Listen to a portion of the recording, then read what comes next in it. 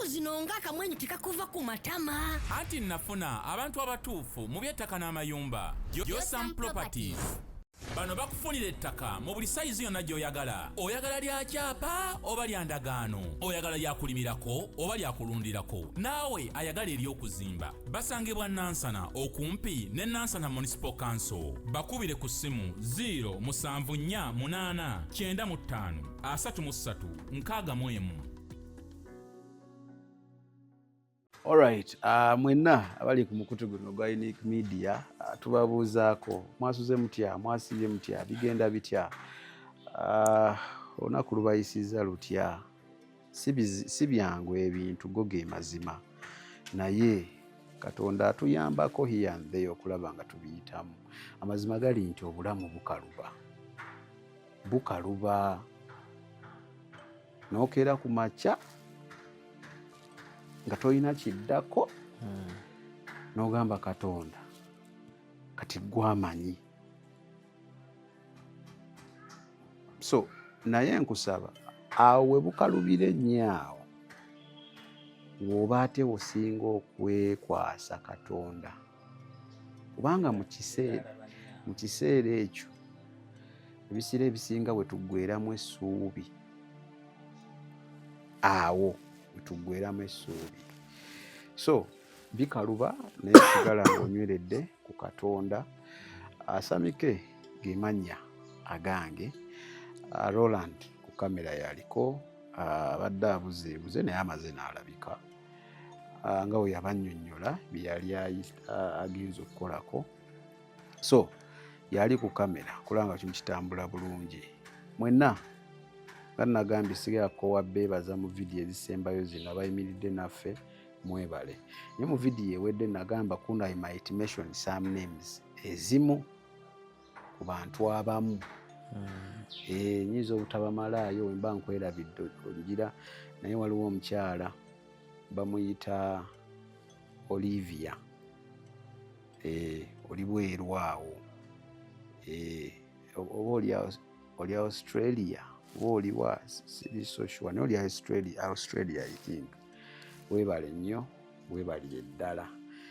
Waliwo omukyala atera okunkubirako ntunyumyako here and there, bamuyita Farida. Namuletako ne ku show. Oli Farida mukazi mulungi, mukyala mulungi, talina buzibu. Olumu atera okutunoonyako n'akugamba here and there, n'abaako ky'oyitamu n'akuyamba here and there. So tukwebaza Farida, weebale nnyo, weebalire ddala.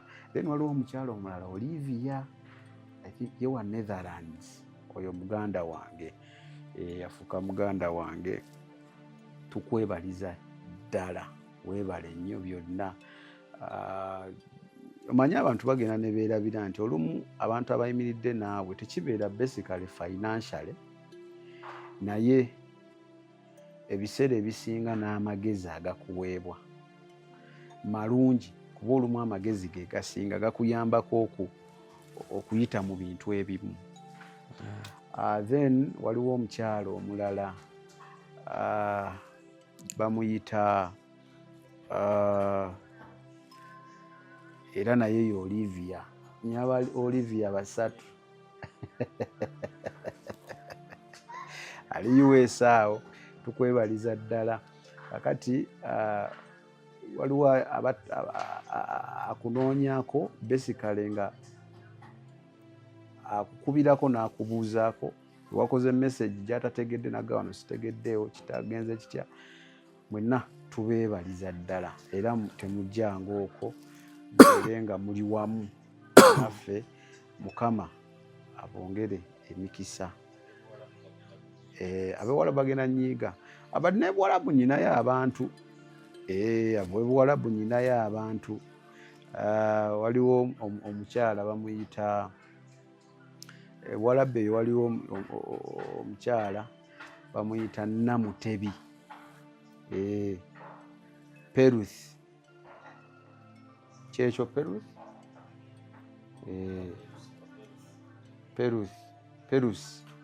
Peruth. Annake.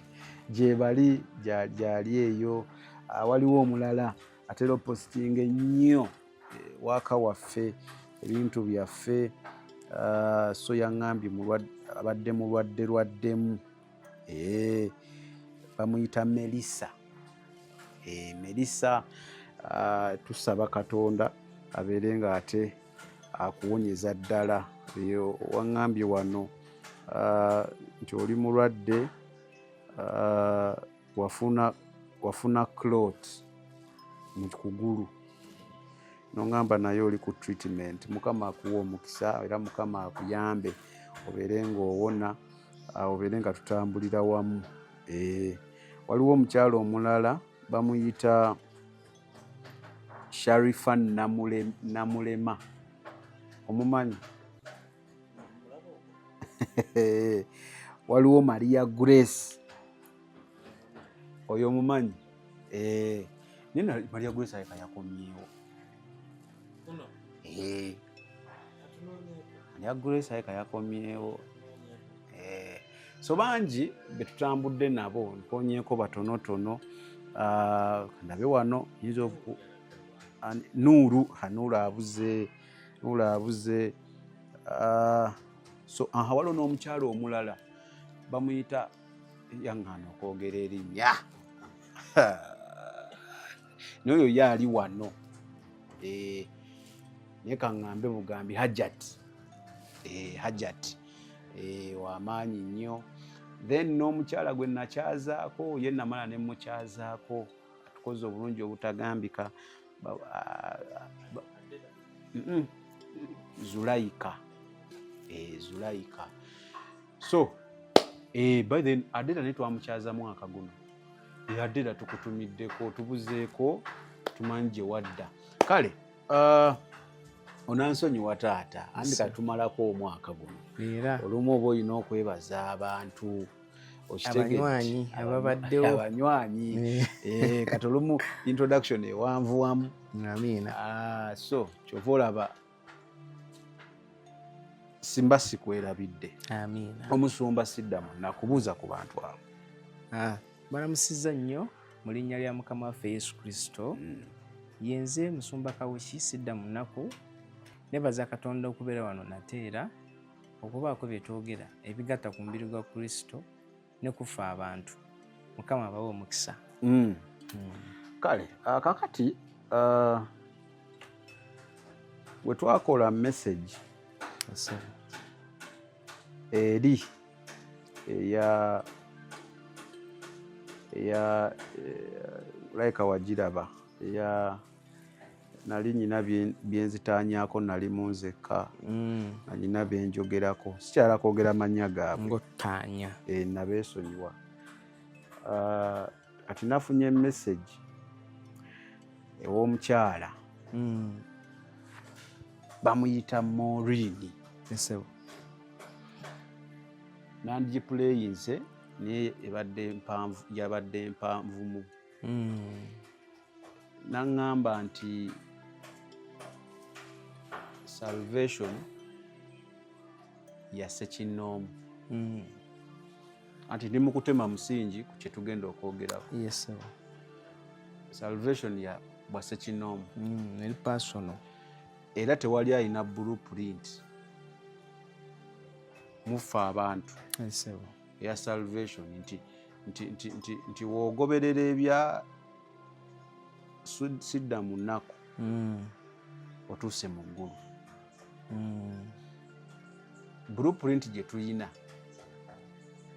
gye tuyinza okutunira ne tugoberera, ye Bayibuli eno ne Yesu. Amiina. Kuba ye yajja n'abeera muffe ng'omuntu, ng'alumwa, ng'akaaba, nga anyiiga, anyolwa ngaffe, era ye yawangula. So naŋŋamba nti fuba nnyo okulaba nga enzigizo netiwaaka yo ne Katonda eri kiriya. You can communicate to him. Asobola okuddamu.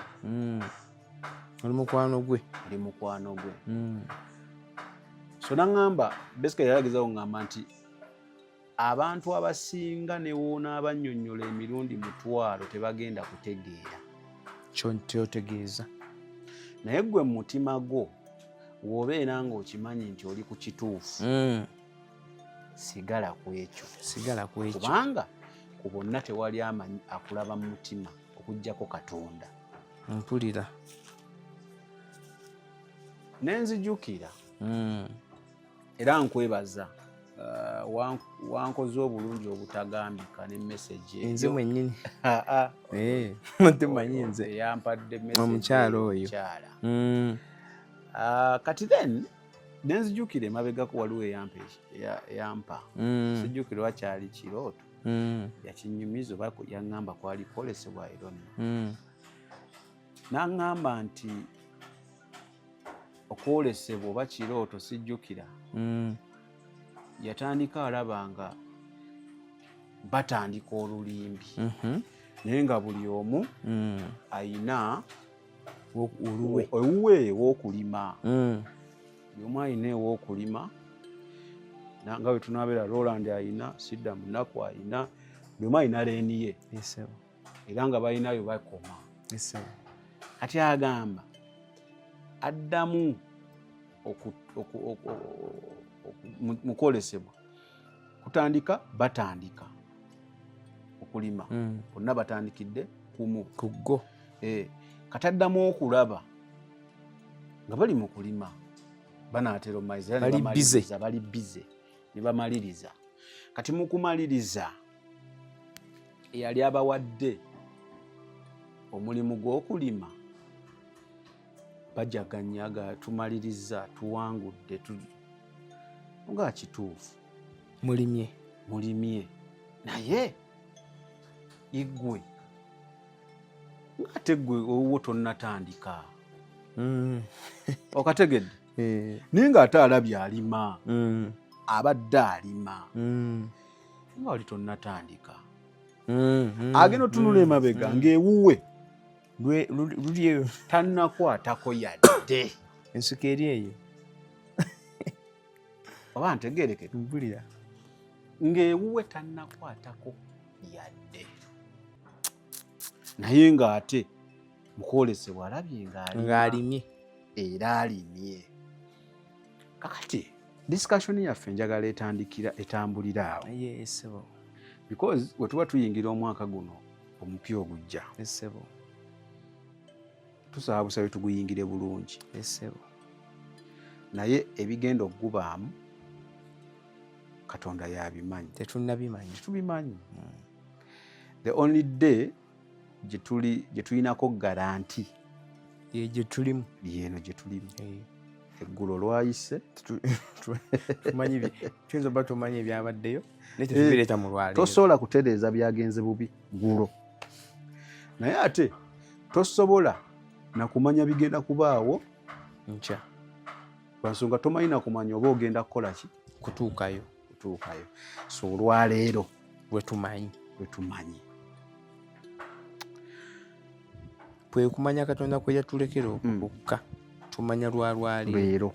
Ate sina lwaleero lwonna saawa eyo gy'oli mutomanyi biddiira mu dakiika 45. Kati ekibuuzo kyange wenja tutambuze discussion.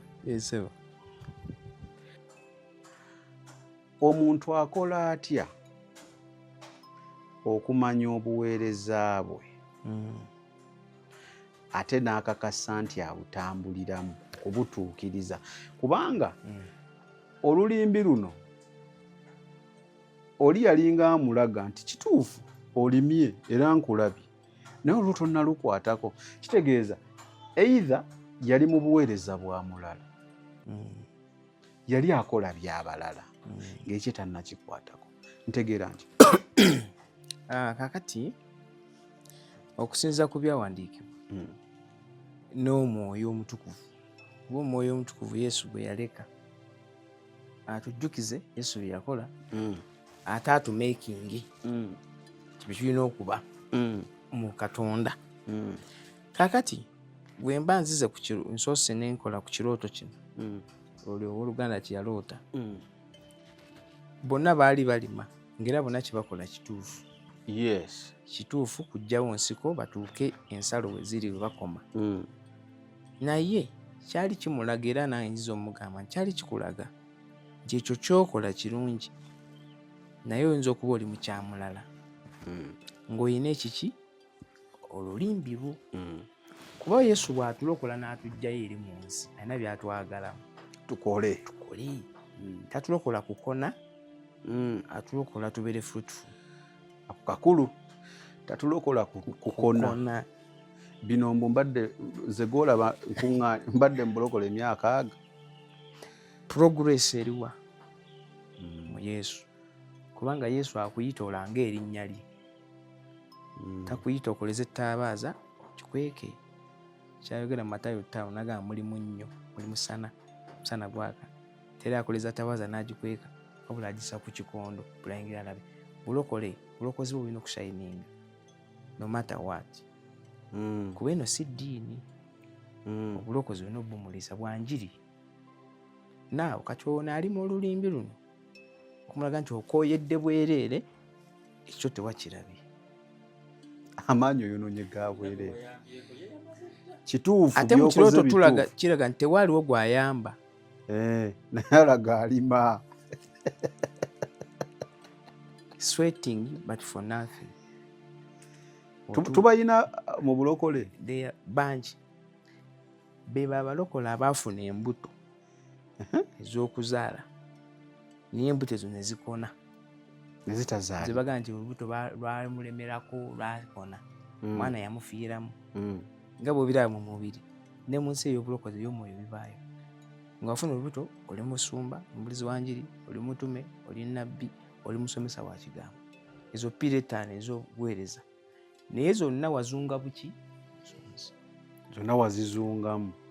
Oli mu kulimira eno olimira eri olimira eri. Tewali kye watuukiriza. Ezaakomako mu kkubo. Alimye n'enkomako mu kkubo n'essituuka. N'atalimiddeeko ddala twenkana. Mufaanana. Badde mmanyi ono aba yalimye. Mwena mufaanagana. Mwena temwina mampeera. Eggulu likusuubira okutandika okola ki? Omaliriza. Bible gamba nti Jesus is the author and the finisher of our faith. Kitegeeza wakati awo naye Yesu wamulekera olinawe wamuteera n'owola kyekyakuleetera okutatuuka omuliro ne gukka ekyoto kyo ne kikka n'ojjamu omuliro. Tojja tukoga nti Yesu nalimako naye nakoma awo nakolako nange saalimako mwenna sibamanyi. Persistence ey'obuweereza ey'olubuto oteeka odduzaala. Kati waliwo n'abalala ng'obuto yalufuna n'alugaana n'aluggyamu nagala n'afuna olwa Setaani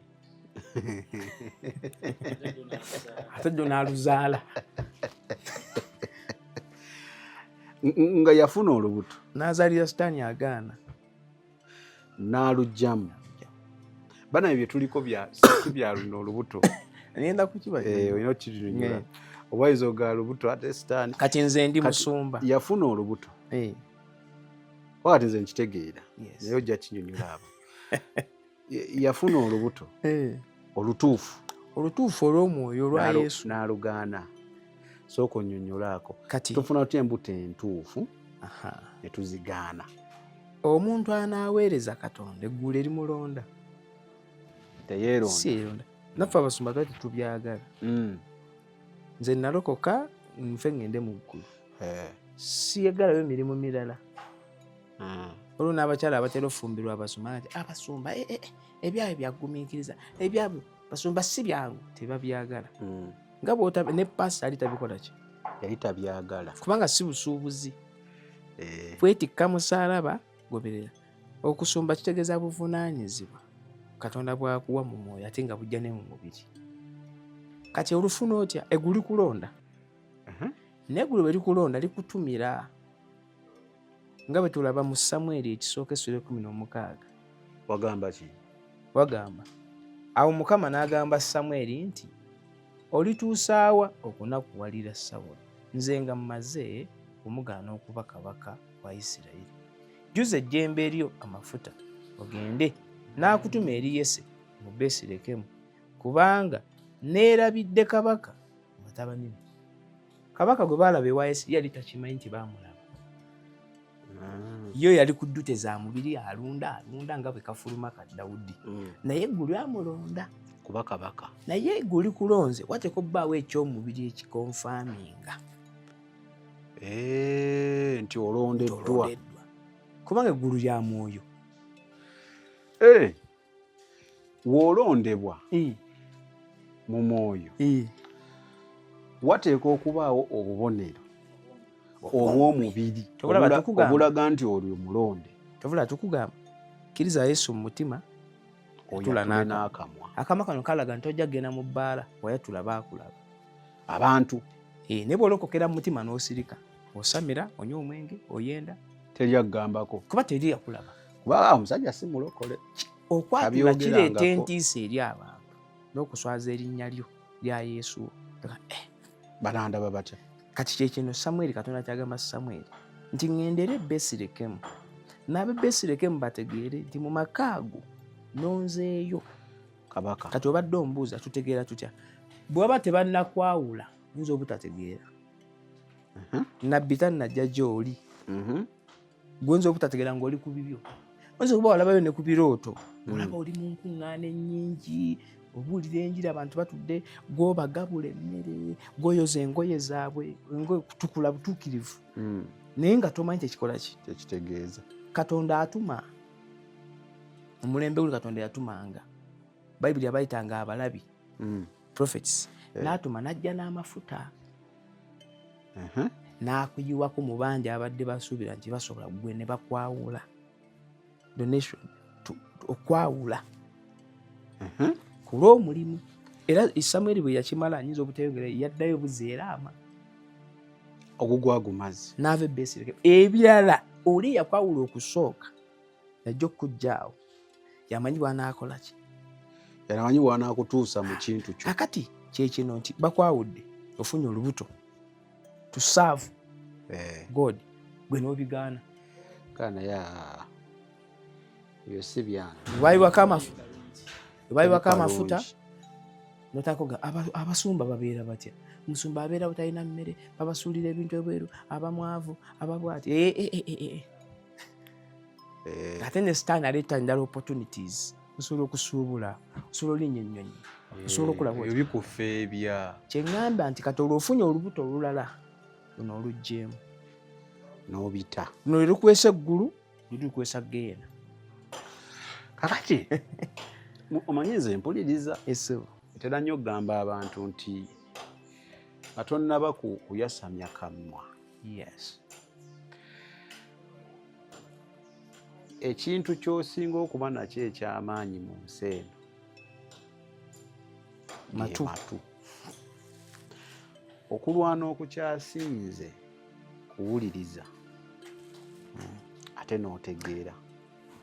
Kakati mbadde nnyonnyola ogambye point esinze obukulu nti kuba nkiwulira nnyo nti nze Katonda ye yakola ki? Ye yampita. Nti w'olondebwa w'oyitibwa spiritually nga bwe bakyogera. I love this. Wayina okubaawo kuba ffe tetuliiyo mu mwoyo azinkyeŋŋamba ffe abalabi. Yes. Mu mwoyo ogwo ne Katonda tetubaayo. Temuliiyo. So wayina okubaawo obubonero obukakasa ffe nti era Katonda bw'atulaga nti oyo mulonde wange era muweereza. Kaakati ekibuuzo kyange ne kiba waliwo abagamba nti Katonda kasita akulonda kiwedde, seetaaga one wanointingibwa byo byansi, seetaaga simanya kubeera na mbunyina gwendi anda byansi. Ndabanga gwe ampa ekifaananyi ekirala. Nkuddemu anti era mbuuza kuddibwamu taata. Kaakati nze njogeranga mu bulokole. Eno mu bulokole tetusoma. Okusoma kujja buzi. Nga tunagenda mu Bible College tunasoma. Gwe waweereza Katonda eguli kulonda. Naye ate bwe twalinga edda mu ddiini nga bayinza olonda mwana waani. Okawulira mukulu ajja n'asoma awo ono noono asomye ennyo. Ne bakutwala kakano yambadde ebiganduula byo. Naye no mubona agenda ffe tetulonda mwana waani. Katonda yalonda. Ekyo mukkaanya nabo kituufu. Kaakati ekyokubiri bwe tulaba Samweri ono yayiwa amafuta ku Dawudi. Samweri afuuka pasita eri Dawudi. Naye ate Samweri ani yali pasita we? Anti ogambye Samweri yali mutume. Ako yali mutume. Yali prophet. Prophet eri ani? Dawudi. Naye ate ani yali prophet eri Samweri? Gwangamba. Anti kati we bamuyita baali bamuyita yage ono Kaana gye yatwala omwana Samweri gye bagendanga okusaba. So basically Eri bamutanga Eri. Eri Katonda ayita Samweri namugamba Samweri nga te Samweri bamuyita agenda wa Eri. Mukama wange ompise sinna kuyita ddeyo weebake. Yamuyita emirundi emeka? 3. Ogwokusatu n'agamba naye kati ntegedde. Bw'ati bwakuyita mugambe nze nzuuno kati ddamu eddoboozi tojja wano.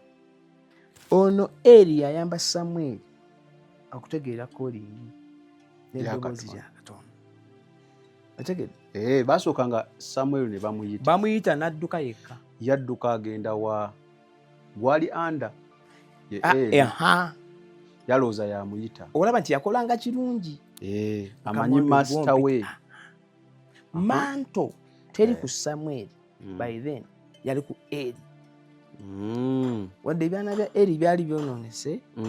Katonda naye yeerondera Samweri naye era bamuleeta akulira wansi wa Eri kabona. Okiwudde mu kkanisa. Kati nze sikkiriziganya na muntu yenna. Bayibuli eno yonna nga bw'ogiraba bagoberera Yesu Kristo mwennyini eggulu lyamulonda. Yesu yali mwana wa Katonda. Yes. Fact yali mwana wa Katonda. Anti eggulu libuuza ntumaani. Nagamba nze ŋŋenda. Okiwulidde? Tebaamulonda bulonzi. Yavaayo n'eggulu lyabuuza ani gwe tusindika. Ne waba olukiiko bantumye Gabudyeri bantumye Makayiri awejje omulwanyi baatya. Utegedde? Baatunulayo ku nsi ng'ekibi kingi. Nagamba ekibi ekiri eyo omuntu w'ensi mutemu tetujja kgenda. Yesu yagamba naakola ki? Kaŋŋende. Tufiirufiiru okutuukiza obunabbi bwa Isaaya ti omuwala alizaala erererere. So it wasn't a decision taken by God. By Jesus. Anti ngamba. By God command. It wasn't a command. Yali discussion. Kuteesa. Ani agenda. Meeting.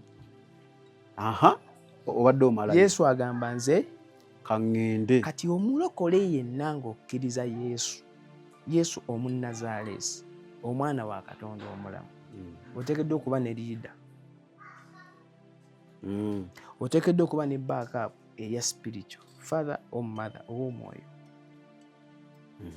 Oteekeddwa okuba ne weewanywa gw'olabirako. Nze bino bye njogera bwe nva mu kyalo ntuukira mu kkanisa ntuula ng'olokose ku Yesu akwagala nalokokera eri ku Yesu akwagala esseguku nkola ki? Ovaayo ntuula awo. Saalina mwoyo mutukuvu nga soogeranga na ku nnimi. Tobimanyi awo nali simanyi Bayibuli awo. Bishop Stephen Damulira Mayanja owa Yesu akwagala batusumba. Oba tegedde batuyigiriza be tutamanyi. Twali mu bulokole obwandokose bw'ekinyumu. Obulamu bunyuma, obulamu buwooma. Ekyo tekiriiko awakanya wabula obulamu bunyuma bulamu agugi mazima. Wuliriza nkuleetedde ekyokuddamu ku ndwadde ez'enjawulo ezituteganya mu bulamu. Gwe wamma ne tulema okweyagala. JS Medical Hubs bano bakugu mu kujjanjaba ebizimba mu lubuto, tujjanjaba hania n'abulira ddala otawanyizibwa ndwadde za lususu, ebimmonde ku matu, enkovu ezizimbye oba nsundo, byonna tubibuzaawo. Ate nno tetukoma okwo, era tujjanjaba ulcers, sukaali, pressure n'endwadde endala nnyingi. Abatawanyizibwa mu nsonga z'omu kisenge nammwe tetubalekeredde. Tulina JS Body Cleanser nga bw'olinywa lino likamula obucaafu bwonna mu mubiri. Olwo JS Immune Booster ne lizimba obutafaali mu mubiri. Linyweko weetangira okulwalalwala. Ku JS Medical Hubs eddagala tukozesa lya butonde, teririna bulabe yadde. Basebo ne bannyabo mbalamusizaako mu linnya lya Mukama waffe Yesu. Yenze musawo John Sewanyana wano ku JS Medical Hubs. Njagala okujjukiza ekintu kimu nti obulamu buli mu ngalo zo. By'olya ku sowaani yo oba by'onywa mu kikopo kyo bye bigenda okusalawo onaabeera mulamu oba onaabeera wandwadde. Tukuyita wano ku JS Medical Hubs tukujjanjaba endwadde. Jjukira nti ffe we tujjanjaba ensibuko, tujjanjaba cause, tetujjanjaba symptoms. Tukuyita jangu ojjanjabwa endwadde yo wano ku JS Medical Hubs ojja kuwona mu linnya lya Yesu Kristo. Amina. Tusangibwa Nansana okumpi ne Nansana Business Center oba tufune ku simu zino wammanga noti 7 bisatu nkaga mu 7 bisatu nkaga mu 2 oba noti 772 999 noti 29. JS Medical Hubs for health and skin solutions. Kati kaliko mbuuzizza nti ate bano abagambe bati kyova olaba abantu boonooneka. Talina ali answerable ku ye. Talina gwatiirira. Samike singa oba musumba wange nga bye wanjigiriza ate si byenkola eri. Ompita nga ova ku mulamwa taata. mpulira abantu bawa amazzi, mpulira abantu bawa empeta, simanya bibiri. Biki ebyo by'okola by'otaalaba wano? Kakati buli n'abo bola abakukaayanya be bakaayana ebyo tebalina musingi. Samweri ateeka okuba n'omusingi nga ye eri. Njagala owulire Dawudi amafuta tebagamuwako omulundi gumu. Buli steps yagendangamu nga Samweri amusanga n'amwako amafuta. Kyo kitegeeza Dawudi yali under Samweri. Era olaba omusajja gwe bayita Sawulo yali under Samweri. Naye bwe yagendera Samweri n'amugamba kati naawe nkugjeeko. Toliba. Wadde yasigalawo nga bamulaba naye nga kifaananyi. Ng'amaanyi gaagenda. Kati be babagamba nange nsobola, nange eggulu lyampita. Kituufu ne wawulira omulanga. Naye tebaganye genda oteeke wali ebbaati tandika. Waliwo okwawula, waliwo okusindika. Waliwo ki? Bakwawula okukakasa abantu kuba bano abantu bojja okusumba. Bakuyiweko ejjembe lyaki ly'amafuta. Kati ate balina okusindika. Otandike. So kitegeeza lw'oyawuliddwa si lw'ogenda. Kitegeeza kyentegedde. There is some sort of training okuteekebwateekebwa between okwawula okusindika. Yesu kyava agamba nti bano bali mu nsi naye si ba nsi. Mu Yokaana 17 amakulu tebakola nga nsi. Ensi yeekyamuka n'edduka. Nina ssente za kapito kanteeke wali ebbaala. Eno si bwe tukola. There is a training gy'oyitamu. Sikukeera ku makya nti nze Yesu yandabikidde. Bakulonda n'okulonda n'enkuba ekikaali n'enfuuka Pasita Sami. Beba abafuuka nga batuufu, baali batuufu. Calling baagirina. N'olwokuba omulabe sitaani abalabe tebalina musingi. N'ayingiza emisege mu bo. N'abakuba. N'afuuka nnabbi w'obuki. Obulimba. N'afuuka pasita w'obuki. Nyinawe nali nnyumya ndoza na Roland oyo. Ne mugamba nti Roland tedi gwe betuyita basajja ba simambo basumba bafere. Ebiseera singa teri yatandika nga mufere. Tewali mufere. Abo bonna boolaba baaliko calling ya Katonda ye yababagula. Teyali ya sitaani. Naye nga wootegere nti sitaani acupula ekituufu ayingira wali watuufu sitaani ajja wali muliro gwennyini n'akuma ekiriro kye kubanga tulina musingi. Yesu avuga nti mubeere ng'omusajja omugezi azimba ennyumba ye ku lwazi, embuyaga bw'ejja ne mukoka tebigisuula. Kikyaba ategeeza byabanga mu ngero. Oteekeddwa okuba n'omugongo we weesigama. Togamba nti Katonda gy'ali nze gwe ndiko. Katonda akutumira aba asooka omuweereza mu butuufu aba asooka omuweereza mu buki. Katonda takutumira wa sitaani. Ne sitaani bw'oba tolina musingi kati sitaani akuleetera ebifaanana ng'ebituufu nga bibye ne bikuwugula. Yali tasaba bantu simanya mumpe ebbaasa ze musimbe wano obitandise kubanga obikoppye kwoyo saani bw'atumye. Nze gola ndi musajja mulwadde. Naye na discussions wali okuntwalamu onvumye. Kati anyway kati nze kakati kitegeeza omanyize nagambye mpuliriza n'enjiga esebo ate byemba sitegedde embuuzi. Kakati mu training wano because ongambye yes ekisookebwako ffe mu balokole tetulonda bantu. Katonda yakola ki? Tulaba nfaanana. Katonda yalonda. Katonda yalonda omuweereza. Naye Katonda waalonda yesebo ayina okulaga obubonero obw'omubiri. Obubonero obwo obw'omubiri buyambako ffe abatalabye mwoyo okutegeera nti amazima gali nti sidda mu nnaku yalondebwa ye kabaka addako.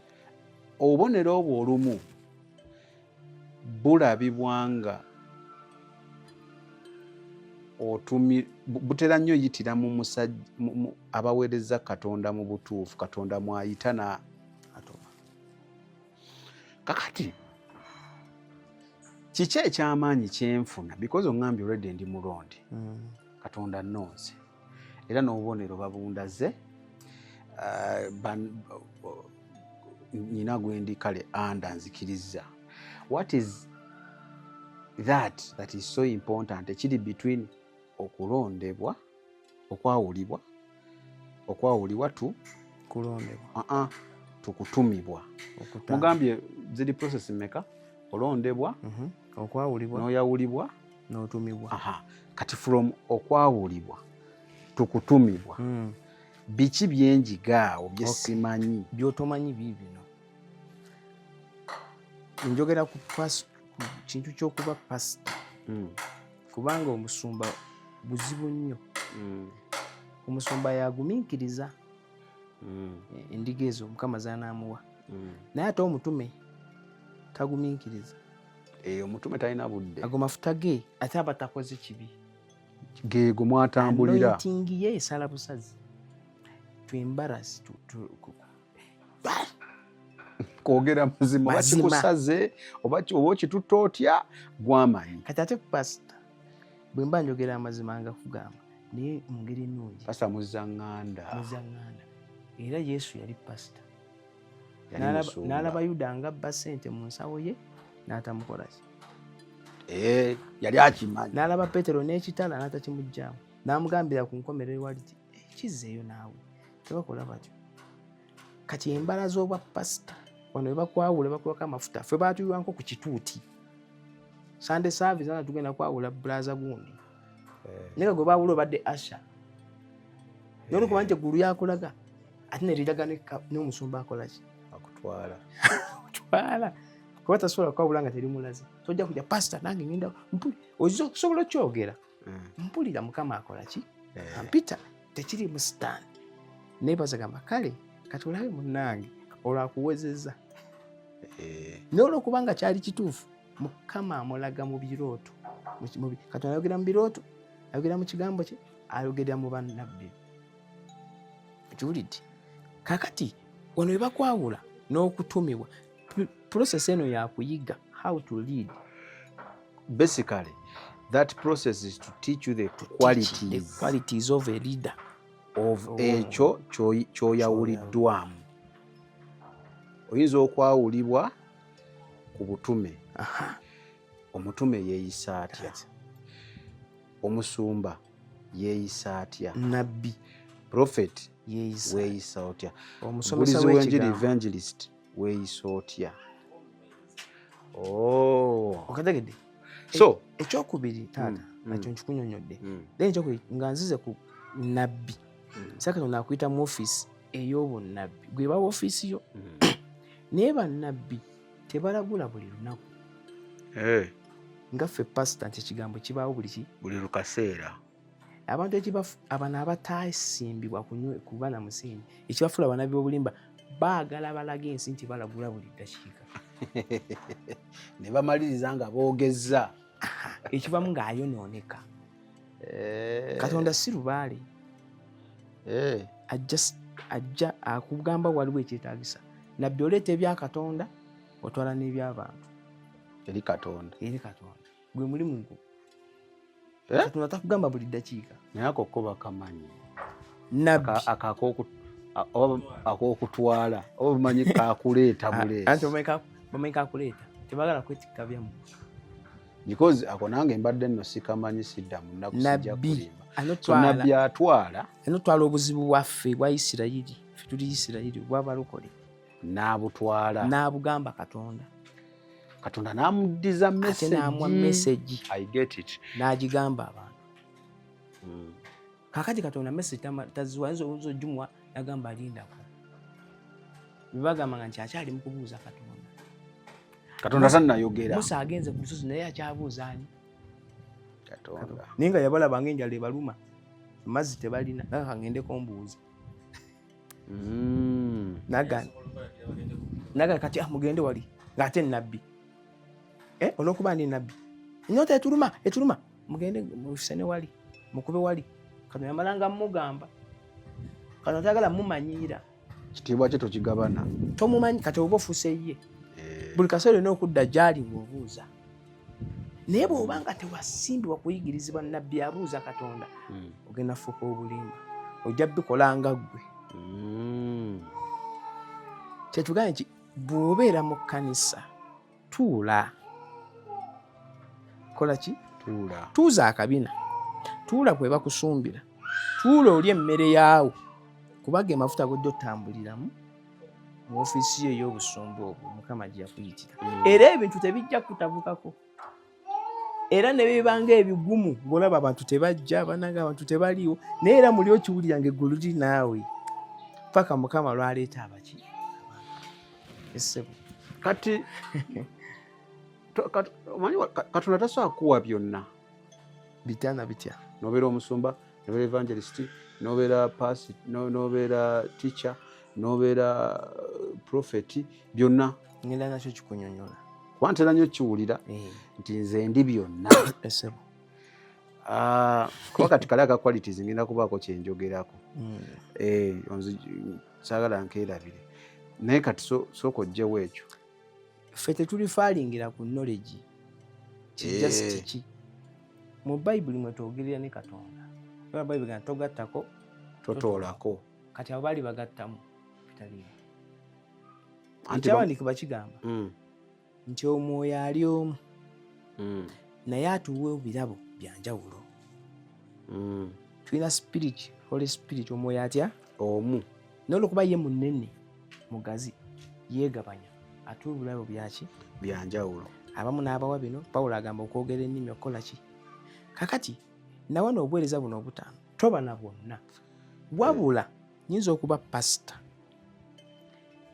nemba ku kituuti nga mbuulira enjiri omwoyo w'obunnabbi nangwako oba owokulaba tayimu eyo tayimu tekikufuula prophet no oli prophet ye ofiisi ye is a prophet kiko ke bayogera kakati nze anguddeko mu kasaawo ako nendagula eri sister nga ndaba okufa kabenje lwaki jankusabire tukisazeemu era olaba nga akabenje akafunye naye nga tafudde okukakasa tinalagudde ekituufu kati nze siri prophet tekikufuula prophet no, era sigamba kakati ndi prophet abadde pastor ate nenkyuka nkutegedde sidda munako kanyonyodde bulungi nti nsobola okubeera nga ndi mutume. Esebo. Mutume ye prophet. Omutume ya apostle. Apostle, yes. So banga ndi mutume. Esebo. Naye ate nsobola mu tayimu eyo nga ndi mu bantu. Katonda n'akikulaga. Akoobwa pasita ne kajja nembuulira. Yes. Nga pasita. Tekinfuula pasita. Ojja kumaliza abantu obayuzizza. Kuba gali mafuta go ga kitume. Ankutegedde taata weebale. Amina. Kakati Esebo. Qualities zino nyinza okukaanya naawe kubanga amazima gali nti tosobola kuwa kyotalina. Nti okubeera pasita kiri beyond okumanya ekigambo. Kisukkako. Kiba buziba. Kiri beyond okubeera nga spiritual oyogera ne Katonda na buli kimu. Obikkulirwa. Kisukkawo. Kubanga okubeera pasita olina okubeera nga ekisooka obudde obulina. Ebyo bya mubiri. Oli muzadde. Oba muzadde. Olina okuba nga ofuga obusungu. Olina okuba nga osobola okwerekereza ebibyo. N'owuliriza ebya Roland. N'ofa ku Roland. Obanga taata ewaka. Kati ate bano abalala bamanyi Bayibuli. Mwoyo ayogera nange. Bakomaawo.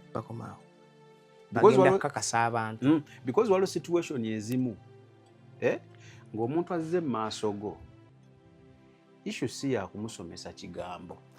Olumu issue yakutuula n'omuwuliriza. Nze musumba wange oyo Mukiibi yampa empale. Nze nabanga naye mayi bamugobanga nnyo mu mayumba olwa ssente. Naye nga bujjadda nange ngenda kuba nze enjozi engoye.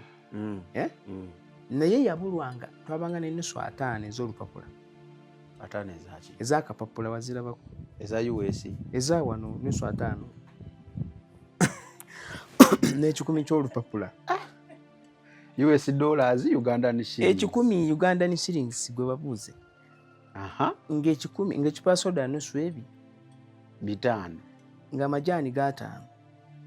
Akapapula ako. Naye ng'akugamba kawuki wena olwataano tugula amajani. Naye nga bw'ajja ku kanisa eri gye gambye simayiro eri eno. Mukama agenda bakolera. Mukama nga talimba kyawulira. Kati kanisa tayirozi. Naye nga tayogera biri eri. Kati pastor ow'essuubi. Kati bano bonna b'owulira aboogere bamanyi Bayibuli. Naye zino embala zino ezikumakinga omusu. So it is beyond kumanya Bayibuli. It is beyond kumanya Mwoyo Mutukuvu. Olina okuba nga olina qualities ez'ekintu ekyo. Kuba ntera balaba oli yeeyita musumba naye ng'olaba engeri gye yeeyisaamu ebyaddala ya mutume. Omusumba tamenya mutima. Ayunga mutima. Omusumba aba n'ebiso mu mugongo nga bingi byamufumita. Naddaabiriza akasaako akokoze nako ke bakufumise mu mugongo. Ate n'atakuganya na kulaba biri. Tolaba yeeno. Really abantu beebuuze aye pastor. Pastor kiralamu. Pastor tolya nga bali tebannalya. Buli ke bakuleetera toyina. Tolya musumba yampanga empale ze. Kyokka nga teteyali bulungi. Gwe bamugoba ne mu mayumba. Oyo ye pastor. Ebyo bye tulinda wano bisomesebwa ng'obijja kw'oli akusumba. Era be bamaliriza balanga n'okulanga tumutuma agenda tandika obuweereza ekapeka egindi ofuse pasita weeyo. Naye ate n'ekirala kikuyambako indirectly okukwekuumira mu kkubo ettuufu kubanga Yesu oli ayinza okudda yalaba n'alyoka agamba nti anti kakati omuntu Katonda akebera mutima kituufu era biki kati awo oba otiririra muntu nedda oba totiririra muntu naye kikuyambako olw'okubanga olina gw'otayagala kuswaza. Kati oyo mubuuze ayogera ebyo ye basumba tebagenda mutya. Kubanga ate nako nako katuufu naye kamalayo kali olw'okubanga olina gw'otya gw'otiririra weekanganga ogamba obusenso kikola ekyo ne bw'ofuna ddiiro ezijja mu buweereza bwe ogana naye bwesidda munaka nampulira atya mu ebyo waziraba yeewaka eri nasaabirabayo kubanga ogenda notunuulira ate abagamba abalina ensomesa eyo eyo teweetaaga musuuba teweetaaga gundi teweetaaga kuba under anyone be basinga okukayanira abantu baabwe. lwaki asabira eno omuntu wange oyo ne pasito omutuufu amanya bw'ati lozo birabye pasito omutuufu eyali emmere entuufu nze bujja ne nkusumbako ekiseera n'ogenda nkusabira bulungi wadde ogenze oba n'oba ogenze onvumye nkusabira omukisa kubanga sinze nnakuleeta ate tomuyinaako buyinza eggulu eryakuleeta nandibanga ekiseera kyenkuliisiza ekigambo kino kikomye abalala batandikira awo oyinza obba gwolina empisa embi wewaggudde oba olaba enootereera ye pasito muki omutuufu. Ekirala kankikugambe kino omusumba amanyi nti Katonda yakuza ekkanisa n'obuweereza teyenoonyeza kifo ngenda buteeka wano muno omutundu mulimu abantu nomutundu mulimu bino awulira ddoboozi nti Mukama yaŋŋamba gyendi gyendaga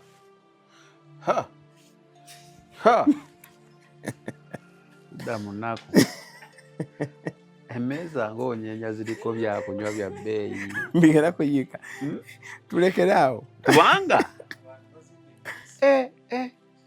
kitegeeza osoosanga omusajja ng'obuweereza bamugamba olina obuweereza ogenda olina buteeka ekaramojja yeewuwo naye ng'oli muganda kubanga tatunuulira tribe musajja n'abitunulatunulamu ngeri teriyo kimu kya 10 na sente ziryawo sente ziri mu central mu Buganda kyaki n'agikuba mukono mu center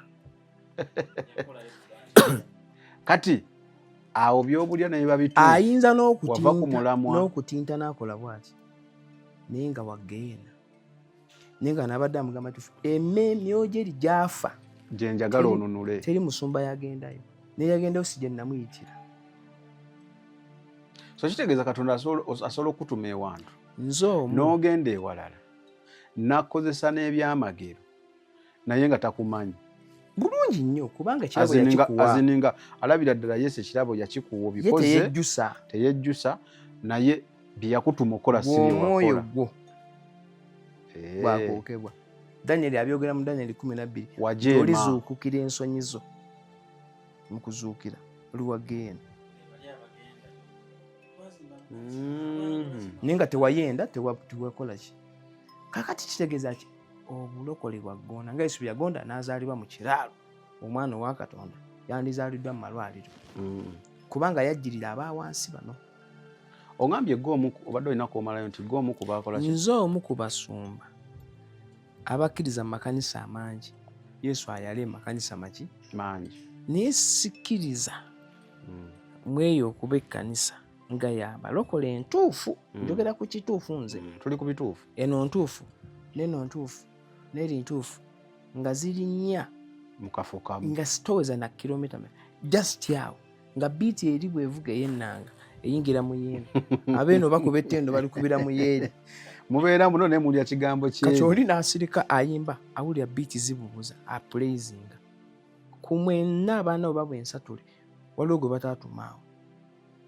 In fact ku mwenna abana waliwo omu gwe baatumaawo omu yali awo mu abasatu temulina kye mukolawo mwenna muli basumba muli baki batuufu naye gye baakutuma tewagendayo era ojja bba ntandisa okuyombera abantu era ntera ebiddiira byaku ono kwogerera ono Bazze mu mubiri. bazze mu mubiri. Okay, kati waliwo kukokonyeeko ne Roland mpulidde akoogerako ne kanzigira ekyawandiikibwa ekya tulituuka twakola kino bagambe sibakola ki N'abagamba mbe wendi abakola ebyobujeemu sibamanyi.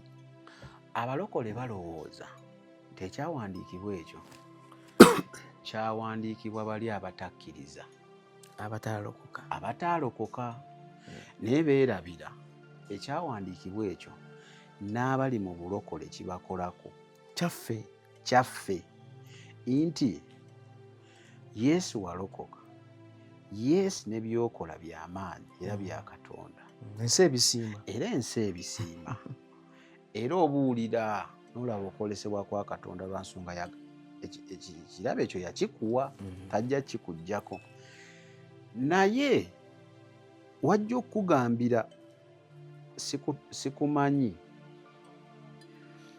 kyekyo kyoyogedde yakutuma kirala okoze kirala kubanga Katonda tebamuyambako. Katonda tayambibwa Tomukolera pulaani. Okimanyi waliwo bemmanyi abatandika obuweereza olw'okubanga alina obusobozi. Ekyokyasuuza Sawulo mulamba kyemuga agenda otte ate n'aleeta ate n'ebiwala byayo n'ekikazi ekiwala kikabaka n'abiteeka mu kikomera. Samwiri naga ate ente eziwogana ati yo saabisse nebeetedde Katonda ku kyoto.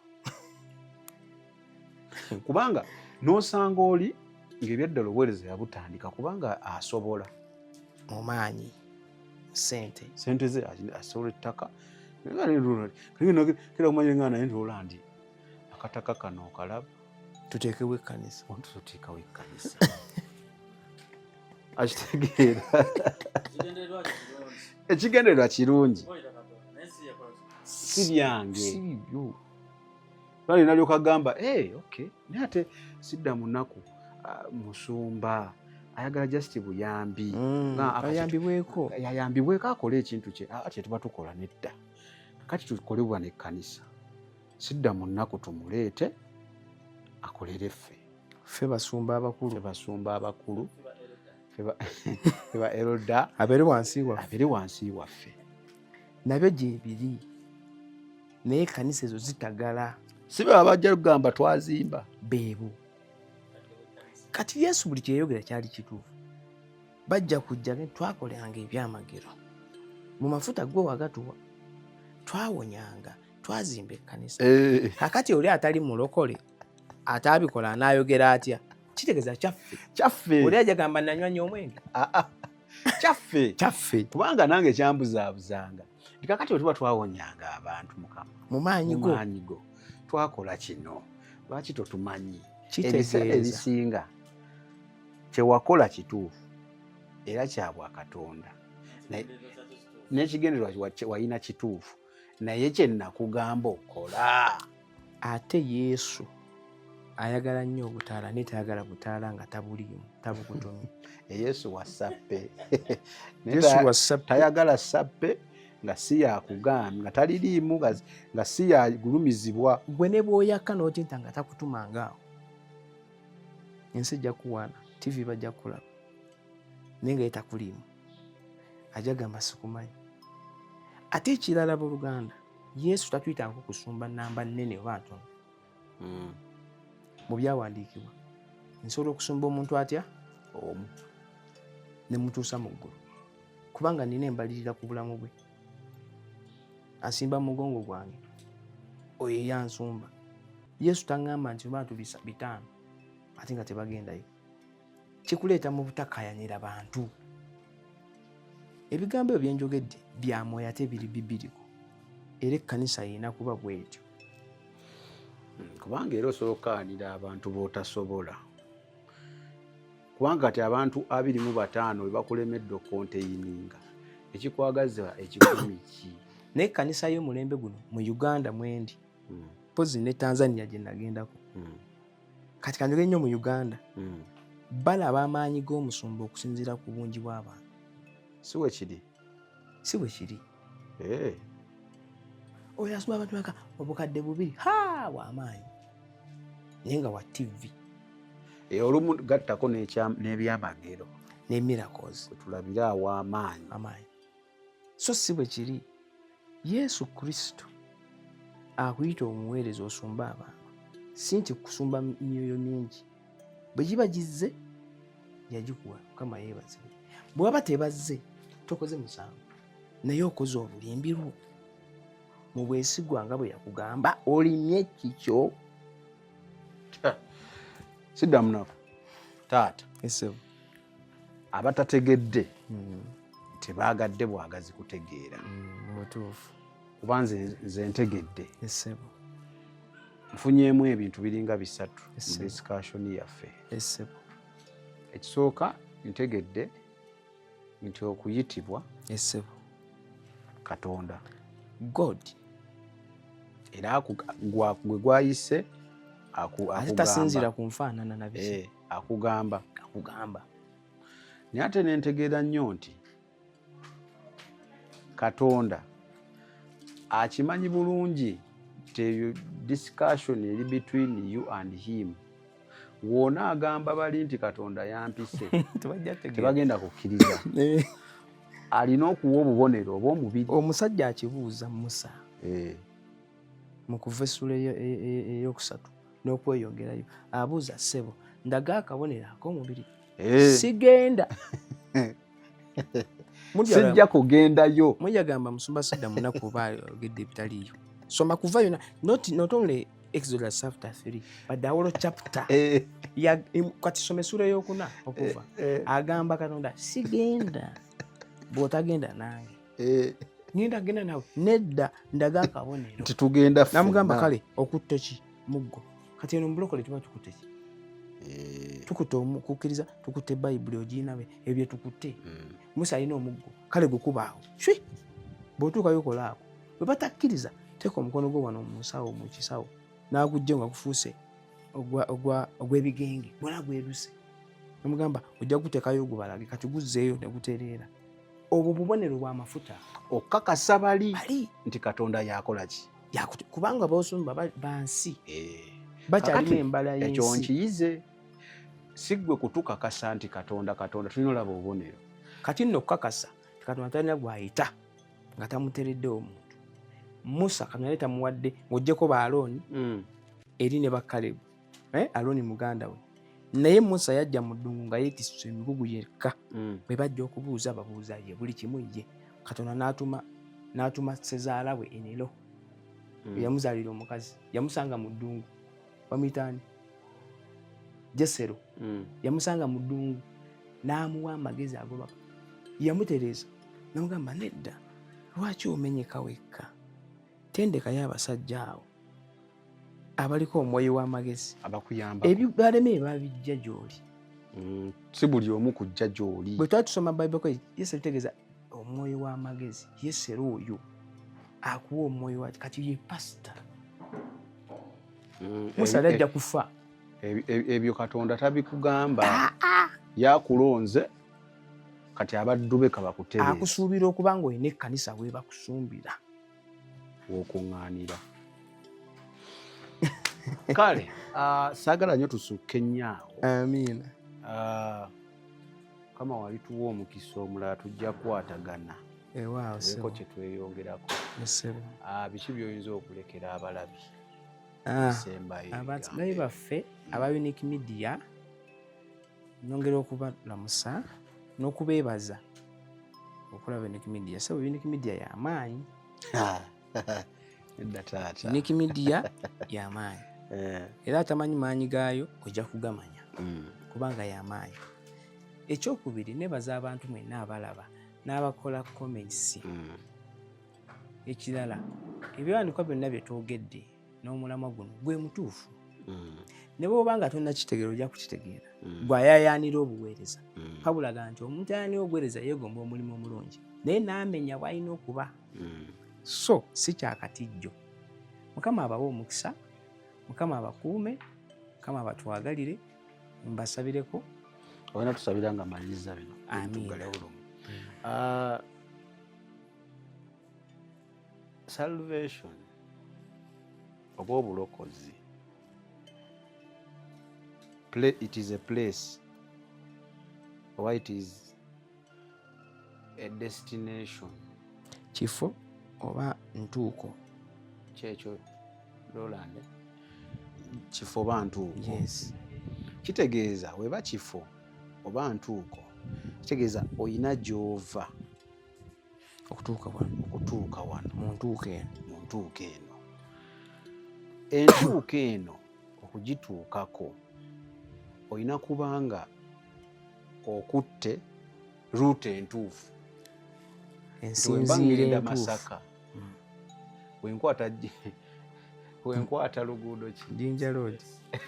Wenkwata Jinja Road Express. Oba obula. Kitegeeza okutuuka ku destination eyo gye tuyita salvation obulokozi olina okubanga okutte ekkubo ettuufu. Kitegeeza wali tulokoka, wano tulokoka, ku nkomerero tufuna bulokozi. tulinafuna bulokozi, Tuwangula. so woolokoka tofunye bulokozi. Mpulira nnyo abasumba babyogera. Kuba kyatambula. Woolokoka otandise olugendo olukutuusa mu destination eno. Kati abamu mu lugendo wano wetutagalira. Yesu akyogera mu nsonyi we mu kubikkulirwa essula 3 olunya olwabiri n'abiri mu olumu awo agamba awangula ndimu okutuula ku ntebe yange ey'obulokozi. N'ate waggulu olwabiri agamba laba nyimiridde ku lugi nkonkona onzigulira n'ayingira. Wali ayingira wano owangulira ku destination ya salvation. Kubanga omwoyo mutukuvu yabaawo. Era mpulira nnyo abagamba simanya kola nnyo bino, saba nnyo, mwoyo akule mu ggwe, mwoyo akule mu ggwe. Mwoyo takula mu ffe, ekyo kikyamu. Ffe abakula omwoyo kuba yabaawo mukulu waali gw'okula mu mwoyo. Kati bino byokola byeweta okula mu mwoyo. Kyobulaba waliwo ebintu bimu byosoma mu Bayibuli nga ne luli wabisoma n'ofuna okubikkulirwa kulala, kati n'oddamu bisoma ng'olaba tobitegeera kati bulala. Kati kino kye tusoma ekya Samweri twakisoma nga tugamba bugambi genda oyiwe amafuta eri. N'ate tuzuddemu ekirala nti twawulibwa. Kitegeeza kwe kukula mu mwoyo. Oyongera okukula. Era oba tonnakula mu mwoyo gwo gubaawo. Bayibuli eno osobola ogisoma nga text book. Nga bukedde olupapula. Kati mukyuseemu mwoyo takula mu ffe. Nze nkula. Ffe abakula mu mwoyo. So nkusabira Mukama akuyambe ebikolwa byonna by'okola okule mu mwoyo. Because w'okula mu mwoyo togenda kuddamu kulimbibwa. Togenda kuddamu kulima lubimbi lutali lulwo. Togenda kukola mirimu gitali gigyo. Kubanga omwoyo yayogera okuba wakula mu ye wategeera. Olwo lwe luli. Osobola n'otegeera nti kale olwange luli bw'aba mpisa okuyamba ku lwono nakyo nkitegedde. Naye olwange ntumanyi. Kubanga waliwo n'abantu bwe batyo nga ye ajja kuyamba ku nze Pastor Sidda mu nnaku nkole omulimu gwa Mukama. Nabo weebali. Nga lwe lulwo. Ye si musumba, si mutume, si nnabbi. Kati bw'omusanga ate afuuse nnabbi pasita.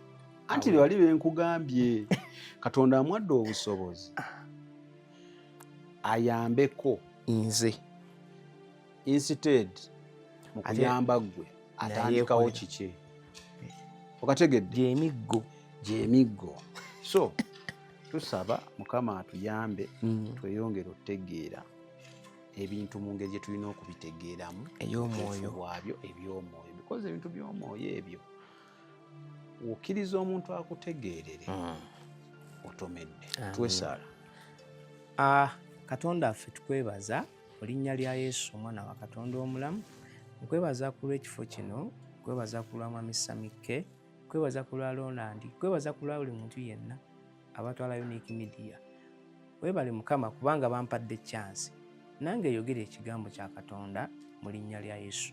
Ate Mukama nkwebaza ku lw'abalabi abali yonna gye bayogedde ebweru na wano mu Uganda. Mukama obawe omukisa. Buli anaalaba bw'aba mulwadde awone. Omwoyo omutukuvu beerawo, omwoyo w'okumanya okutegeera beerawo mu linnya lya Yesu. Teri agenda kubula, agenda mu ggeyeena. Gwe sitaani oswadde, teri bw'ogenda kubuza mu linnya lya Yesu. Mukama nga tuva wano tonnyika mu ssaayigo, n'abali kuno ku mukutu mbannyika mu ssaayigo. Omwoyo w'obulamu abeere mu bo. Omwaka guno gwe tuyingiramu omupya gubeere omwaka ogw'ebyamagero, omwaka ogw'obujulizi, omwaka ogw'okusanyuka, omwaka ogw'okubuulira enjiri, kubanga Yesu anaatera okudda. Mu linnya lya Yesu Kristo tusabye. Amiina. Ebyo by'owulidde oba ebyogeddwa mu episode eno si birowoozo bya Unique Media nga channel awamu n'abagikulira, wabula birowoozo by'abantu ssekinnoomu mu kiti kyabwe.